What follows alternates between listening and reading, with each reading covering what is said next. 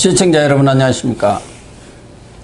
2월 3일 시사정담 시작하겠습니다. 시청자 여러분, 백운규 전 산업부 장관 소환 이후 한동안 잠잠하던 월성 1호기 수사가 본격적으로 청와대 윗선 수사로 옮겨 붙는 듯한 양상입니다. 이 문제 이종근 전 데일리안 편집국장님과 전망해 보도록 하겠습니다. 이 국장님. 네, 안녕하십니까. 오늘 조선일보가 네. 2018년 네. 당시 사회수석이었던 김수현, 네. 청와대 정책실장까지 했죠. 이 김수현 씨가 팀장이 된 에너지정책 TF가 네. 월성 1호기 폐쇄를 주도했다. 네네. 이런 보도를 했어요. 네네. 요새 조선일보 아니면 특종이 없는 것 같아요. 다른 신문들은 볼 게 없어요. 어쨌든 김수현 당시 사회수석이 지금 이 토마에 오르면서 네네. 이 월성 1호기 수사가 청와대로 옮겨 붙을 가능성이 있고, 네네. 저 울산 사건에서의 윗선, 중간 윗선이죠. 네네. 몸통 빼고. 그렇죠. 그때는 이제 임종석 청와대 비서실장이었다면 여기는 김수현으로 네네. 이렇게 드러난 건가요? 아니, 자, 이 정황이, 그러니까 상황이 이렇습니다. 지금까지 우리가 월성 원전 1호기 수사와 관련돼서 관련돼서 윗선이 어디까지일까? 이 말씀 그렇죠. 많이 나눴잖아요. 네. 근데 우리가 백운규 산업부 장관과 그 다음에 청와대로 딱 넘어왔을 때 최이봉 비서를 비서관을 그렇죠. 굉장히 많이 얘기를 했어요. 네, 왜냐하면 산업정책 비서관이었죠. 산업정책 비서관이니까. 더군다나 그거 있지 않습니까? 너 죽을래.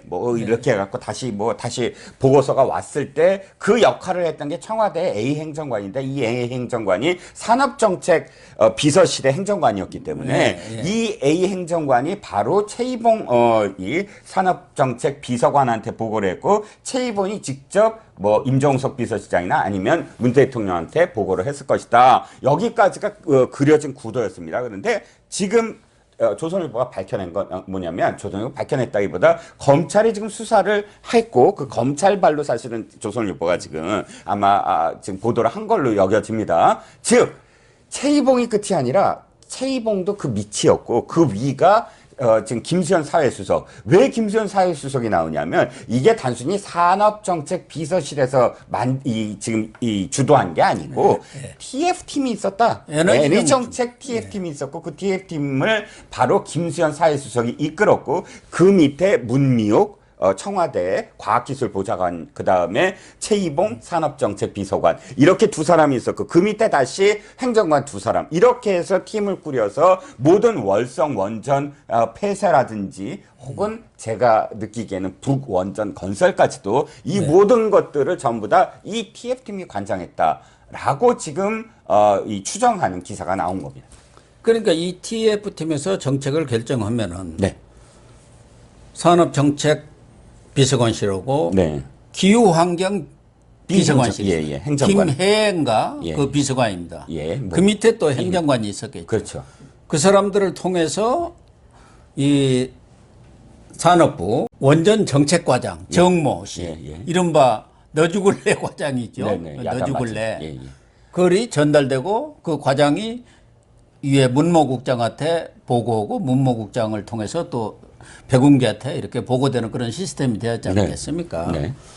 그런데 지금 이 산업정책비서관실의 A 행정관은 이미 지난해 말에 자택에 대한 압수수색도 있고 휴대폰도 포렌식을 지금 하고 있는 중이기 때문에, 그 결과가 지금 나오는 대로 청와대에 대한 본격적인 수사도 들어갈 수 있다. 여기까지 지금 와 있는 것 아닌가 보여지는 거죠. 그렇죠. 이 기사의 핵심은 저는 두 사람이라고 봅니다. 하나는 A 행정관. 말씀하셨듯이 이 A 행정관이 그 산업부의 정모 과장에게 계속 보고서라든지 이런 것들을 수정하고 다시 받고 수정하고 다시 받고, 그러니까 카운터파트였던 거죠. 근데 검찰이 이 A 행정관에 대해서 아주 구체적으로 지금 압수수색하고 지금 이 수사에 들어갔고, 정모 과장은 구속이 안 됐어요. 지금 세 사람 중에 그 위에 국장과 그 밑에 서기관은 구속이 됐고, 정모 과장은 구속이 안 된 이유가 결정문 그 구속 기각 사유가 뭐냐면 혐의를 인정한다. 그러니까 본인이 다 인정했는데 예. 뭐 증거 인멸이라든가 그렇죠. 도주 무슨 우려가 뜻이냐면 검찰에 협조적이라는 거죠. 네. 거꾸로 얘기하면 무슨 뜻이냐면 이 정모 과장은 검찰의 상당 부분을 인정하면서 지금 그 검찰이 이야기하는 것들에 대해서 적극적으로 어떤 의미에서는 지금 이 그림을 이야기하고 있는 이야기하고 있고 A 행정관은 A 행정관대로 그것을 토대로 해서 역수사를 해보면 그대로 맞아서 바로 A 행정관과 정모 과장의 이런 어떤 관계에 대해서 보고하는 라인이 김수현이다라고까지 이제 검찰은 밝혀냈다. 즉 핵심적인 인물이 정모 과장과 A 행정관으로부터 이런 TF팀의 그림을 밝혀냈다. 네, 밝혀낸 거죠. 밝혀냈다고 할 수가 있겠죠. 그러니까 윗선까지를 밝혀낸 겁니다. 네. 특히 정모 과장은 최근 지금 논란이 되고 있는 북한 지역 원전 건설 그 추진 방안도 작성한 그런 사람으로 지금 지목이 되고 있고 당당하다고 하죠. 당시 산업정책비서관은 지금 가스공사 사장 아닙니까? 영전을 했죠. 네. 2018년부터 지금 사장을 해먹고 있는데 아주 따뜻한 자리입니다. 그렇죠. 그 가스공사에서도 엊그제 중앙일보 보도에 따르면은 북한 원전과 관련한 그런 그 용역을 국민대 뭐 산학협력팀으로부터 5,100만 원 주고 받았다는 거 아닙니까? 네, 그렇습니다. 물론 뭐 그 원전뿐만 아니라 북한의 에너지 정책 전반에 대해서 보고를 받았는데 그 중에 원전 관련 내용도 있었다. 그러니까 이 사람들이 지금 북한 원전 이 부분에 대해서도 뭔가 일을 꾸몄다. 꾸몄는데 그 윗선이 누가 지시를 했느냐. 자기들이 자진해서 할 리는 없지 않습니까? 탈원전 정책에서 원전의 원자만 잘못 나와도 모가지가 날아가는데 그렇죠. 자기들이 그 위험한 일을 할 턱이 없죠. 아마도 이 사람들은 아마 반정부 무슨 이 열사들인가 봅니다. 이렇게 탈원전에 대해서 완전히 목숨을 거는 정부 밑에서 북한의 원전을 만들면 어떨까라는 생각은 완전히 반역죄 아닙니까? 이거야말로 너 죽을래죠. 그렇죠. 반역이죠, 완전히. 이거 너 죽을래요. 그렇죠. 이 바다 건너 후쿠시마에 원전 터진 것만 해도 지금 문재인 대통령이 겁을 내면서 우리나라에 영향이 있기 때문에 우리나라도 원전을 세우면 안 된다라고 한 대통령 앞에서 아니 저기 바로 서울에서 1시간 반 거리에 DMZ의 원전을 세운다? 이건 반역이죠, 반역. 이건 이적을 넘어서 여적죄로 하거든요. 그럼요. 여적죄. 반역이죠. 그러니까 이 사람들은 반역을 꿈꾸는 테러리스트들인가요? 응? 그러니까. 그러면은 이제 이 월성 수사도 물밑에서 조용히 진행이 착착착 되면서 백운규까지는 소환 조사를 했어요. 그래서 곧 영장을 친다는 얘기가 지금 나오고 있는데 구속영장을. 그러면은 이제 청와대 수사가 본격적으로 되는 거 아닙니까? 백운기까지 하면은 산업부 수사는 끝났다고 봐야죠. 그렇죠. 예. 그다음에 청와대 행정관 이제 저 밑에 행정관을 조사를 했기 때문에 그 윗선으로 올라갈 수밖에 없지 않겠습니까?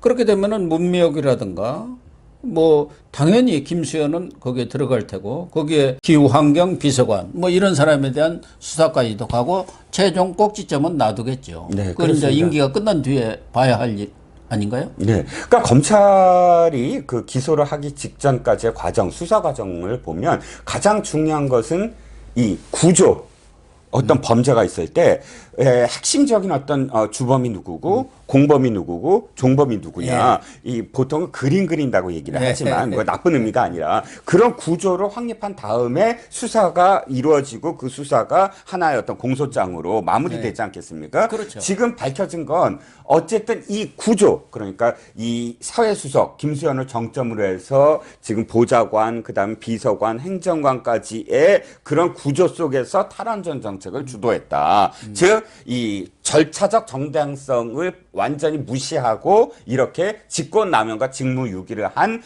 행위자들에 대한 지금 확실한 근거를 갖고 즉 그림이 완성이 됐다라고 지금 보여지는 겁니다. 그러니까 속도가 훨씬 빨라질 수가 있죠. 중간 정점까지는 지금 확인이 된 거죠. 네.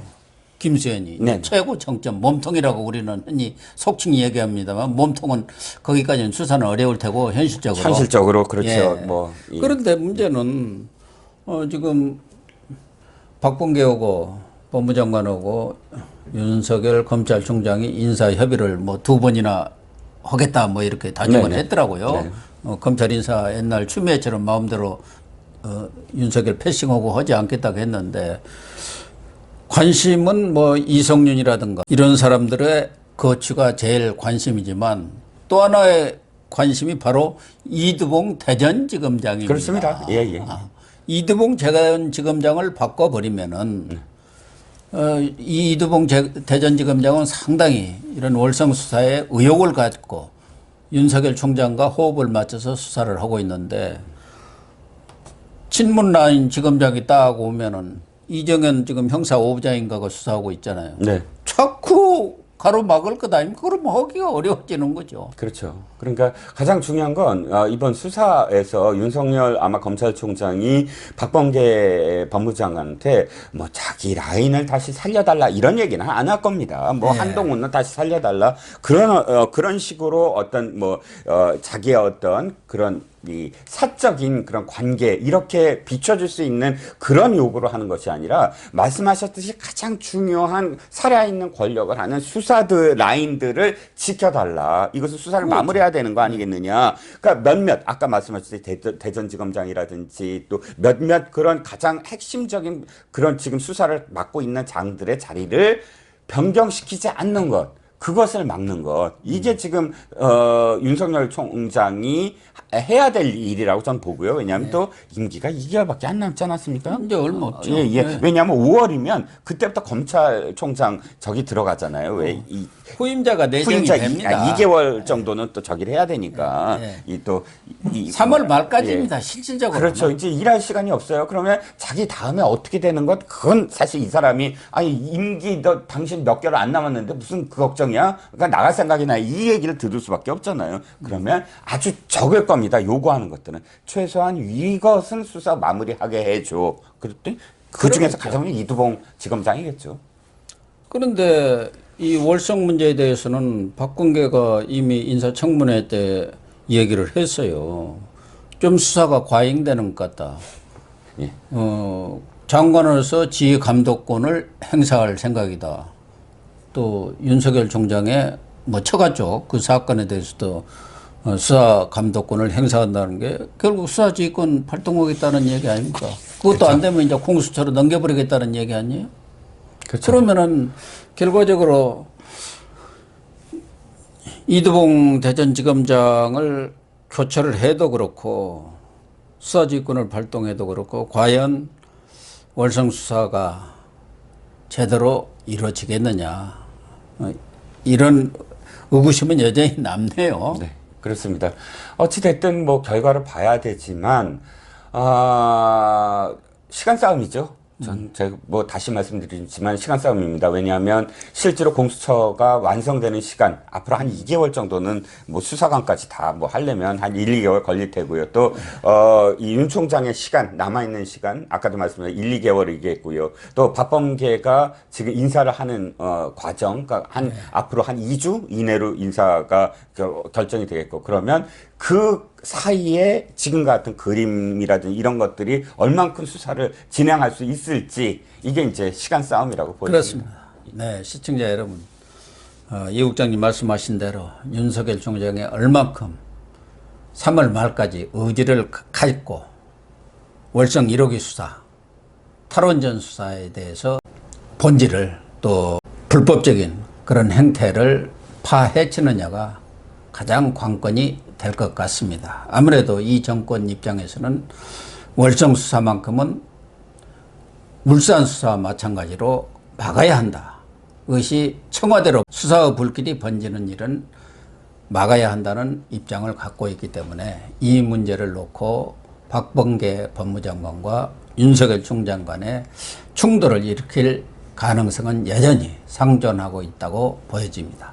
시청해 주셔서 감사합니다.